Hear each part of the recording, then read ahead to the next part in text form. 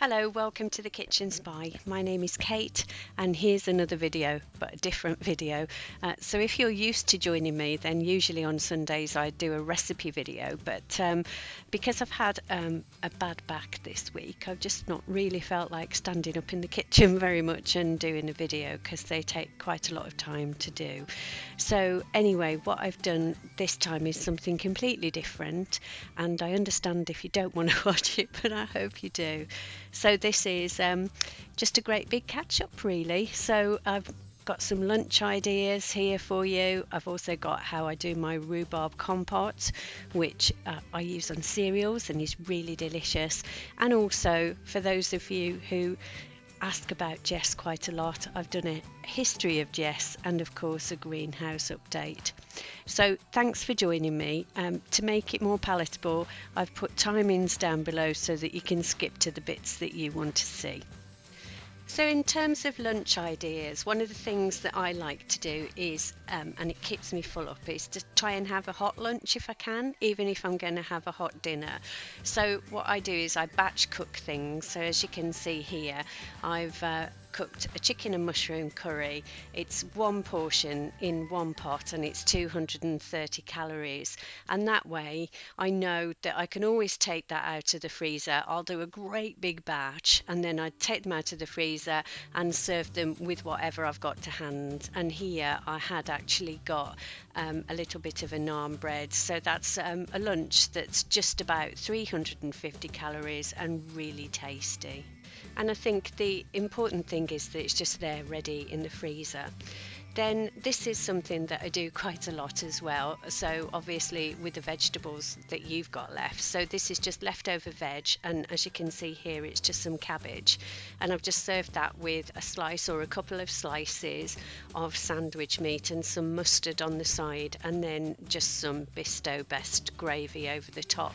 So it feels like you're having quite a big meal, but really that's really low calorie. I mean, the cabbage is virtually nothing, and the slices of meat are maybe 50 calories each. So depending on how many you have, you could have a really nice lunch there for about 200 calories. So one of my favourite sandwiches is BLT, and I've served it here as an open sandwich, and I'd normally only eat this as lunch on a day where I'm going to have something really light for dinner. So this is 2 slices of bacon on each piece of bread with some shredded lettuce and some sliced tomatoes.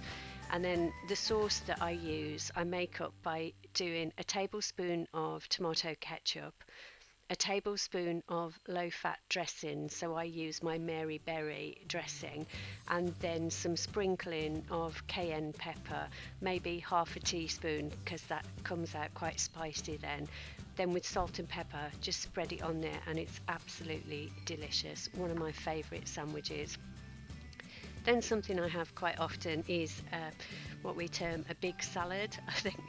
I think we got the term big salad from Seinfeld. I don't know whether anyone ever watched that, but Elaine, she used to like a big salad. Anyway, so here we are, a big salad. So it's just literally whatever I've got in terms of salad, and then I've chopped up some ham here, and I've also got a hard-boiled egg, and served either with some salad cream or mayonnaise if you like, or Mary Berry salad dressing or whatever you want. But this is a really filling meal and I enjoyed having this for lunch.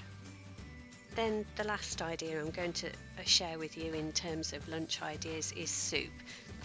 This is soup that I made myself in my soup maker, and this was made with broccoli trimmings and cauliflower trimmings and some onions and some stock, and just put that in the soup maker and leave it for, I think it's about 20 minutes it takes, and it is absolutely delicious.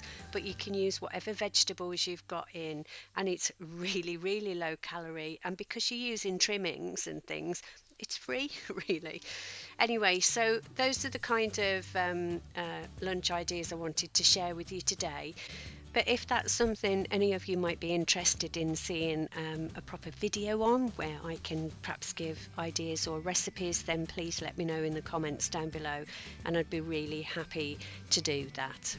And now I'm just going to show you how I do my rhubarb, and this is so versatile, really is, and it's so simple as well. It's barely a recipe, which is why it features here and not on a recipe video really. So this is just rhubarb chopped up, and I cook it and then I use it to put onto cereals, in porridge, just as a dessert with some yogurt, whatever you want to do with it. So I've literally just washed the rhubarb and I've chunked it into maybe 1/2 inch pieces, and I've just put it into an oven-proof Pyrex dish. Then I just scatter brown sugar over the top. Now you could use sweetener here, but it's so delicious with sugar, and you don't have to use very much, that I would prefer just to use a small amount of real sugar, and I use brown sugar, so just a couple of tablespoons of sugar over the top. And then I cover it with cling film, put a few holes in, and then I microwave it for about a minute at a time until it's reached the stage that you're happy with. So this is what I'm happy with. So some of the chunks are still quite whole, but some of them have mushed down a bit to give a bit more juice, and you can see in there's actually quite a lot of juice, and it's just lovely on cereals or with yogurt. A really lovely thing to do, and so simple.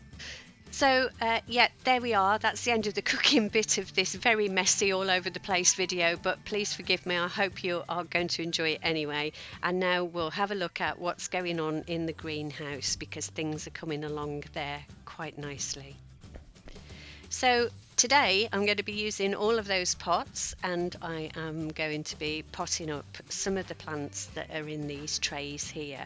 So I'm looking to do the geraniums and the marigolds.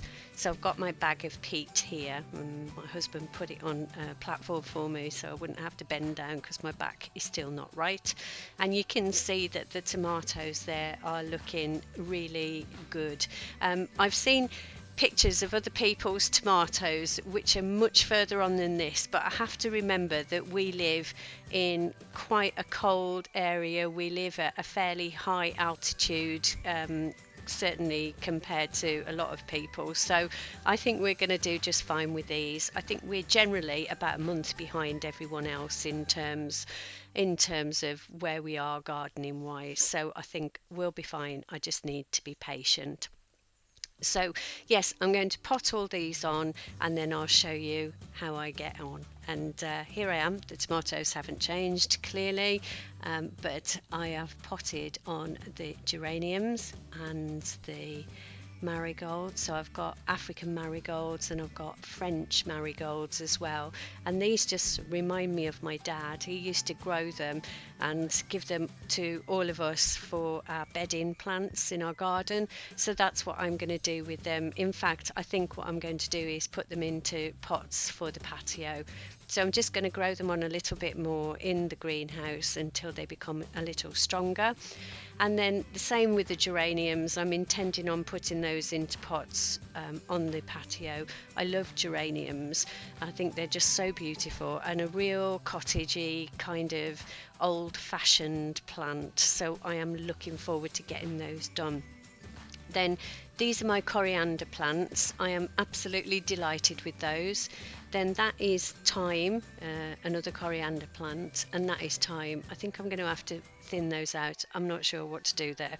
A couple of tomato plants, and I planted up even anything that was growing out of the tomato trays, and I'm sure that's not actually a tomato, but I'm just seeing what happens. I'm taking this year as a kind of experimental year really, and a kind of real growing curve and learning curve. So I'm going to be also shortly filling in the trench in the greenhouse, and that's where I'm going to be planting some of the tomato plants and also the cucumbers. And out there I've got the sunflowers getting a bit hardier, and here is the one courgette that worked. Getting that hardy. I'm leaving it out on decent days and then popping it back into the greenhouse at night. So yes, there's the greenhouse. Very good. I'm really pleased. And now a lot of people have asked me about Jess, and you all seem really interested. And if you're not interested and you're leaving at this moment, then thanks very much for watching the rest of the video. But this is a little history of Jess, and most of it is in photographs because I wasn't videoing everything that moved 5 years ago. Anyway, which I am now. Anyway, so this is the very first photo we took of Jess when we got her back from the rescue centre. So we got her from a rescue centre in South Wales, in Llanelli, called Many Tears, and she was just the skinniest, scaredest little thing that you ever saw. And the one of the man who worked there, he suggested her to us, and we hadn't even seen her because she just stayed in a bed at the back of the cage that she was in, the kennel. So we took her for a walk, and anyway we decided to bring her home. And this is Jess on her very first walk ever. Just look how scared she looks. It just breaks my heart when I see these photographs and remember just how tiny and scared and vulnerable she was when we got her.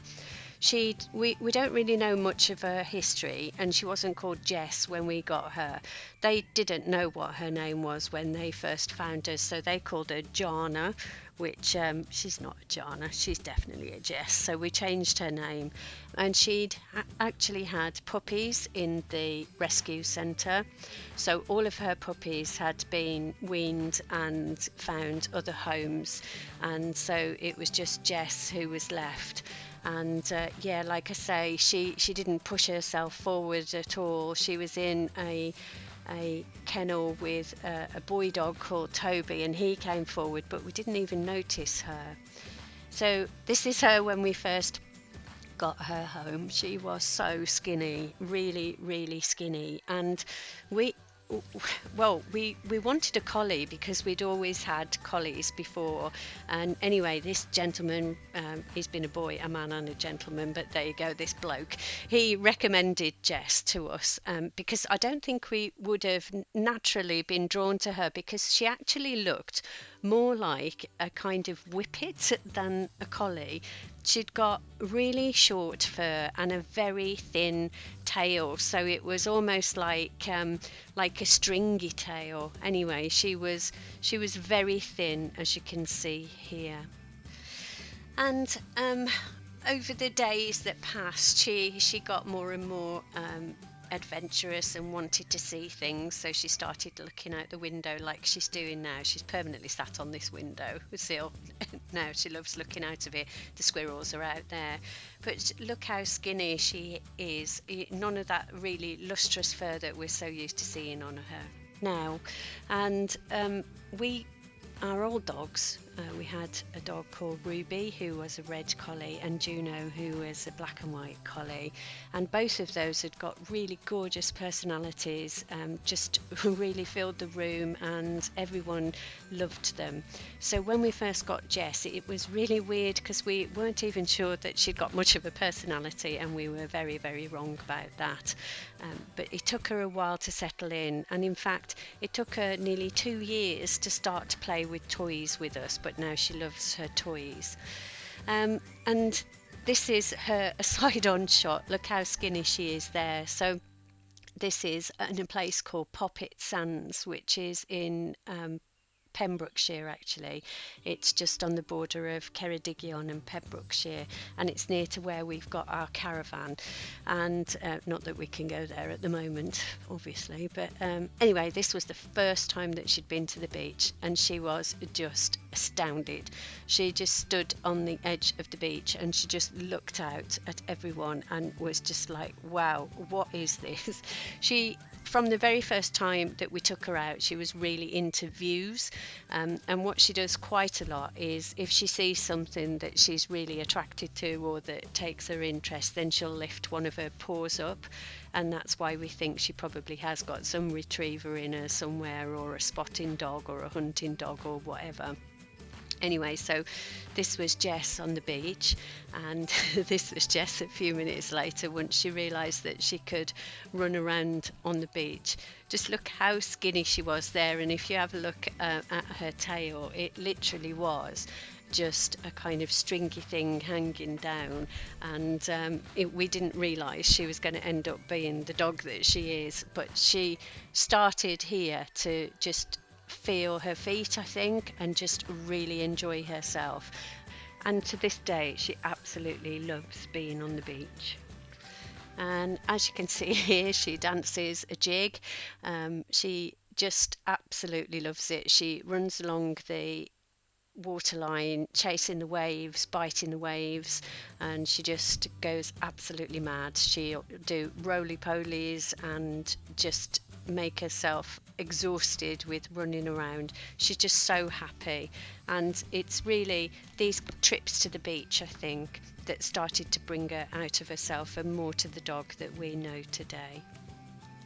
So while she loves the beach and biting the wave, she doesn't like water, as I think I've said on a number of other videos. And I just love this photo of her where she's just perched on a branch trying to get a stick. She is actually, but she's not going in, not for love nor money. So we've tried a few times to get her to swim and she won't. But just look at the difference between her then and now, and that gorgeous shiny fur that she's got. She really is the most beautiful dog. I know I'm biased, but she is beautiful inside and out. She's got a really lovely temperament, and yeah, she's really good fun. So we got her in April 2015, and this photo was taken in August 2015 when she had won the dog in best condition at the fun dog show at our local village show. So obviously not pedigree, because we don't know what she is, but yes, she won that, and we were so proud about that because we'd had her 5 months and she'd gone from being a scrawny, scraggy, scruffy little thing into this beautiful dog, and she won that prize. We were just so pleased, and it's amazing, isn't it, what love and good care can do for a dog. And she has a great life now. Well, I like to think that she does anyway. So here she is pictured with her 2 best friends. That's Judy and Tess, who are our friends' dogs. And when we go out, they all sit in the back all quite nicely together and get on quite well. I mean, pretty much they ignore each other, really. We call them best friends. But anyway, they put up with each other and they behave well together. So here's a picture of Jess in the back with her best friends. She's very possibly the most photographed dog in Christendom, because on every walk there's a video or a photograph of her, and here she is looking particularly lovely in an autumnal setting, a bit Monarch of the Glen on that one. And then here she is in her pretty much favourite spot, which is when she's not outside looking at squirrels or balancing on logs. She likes to be right in front of the log burner. Yeah, so I hope I haven't bored you too much with all of that. She's such a delight to be around, and a lot of you have kind of taken her into your hearts. So given that I hadn't got a recipe to show you today, I think I've been a little bit self-indulgent, so forgive me for that. I hope you've enjoyed hearing a little bit more about Jess and how she came to be with us. So I'll just kind of end the video with a bit of Jess in motion and just see how happy and jolly she is, and such a difference.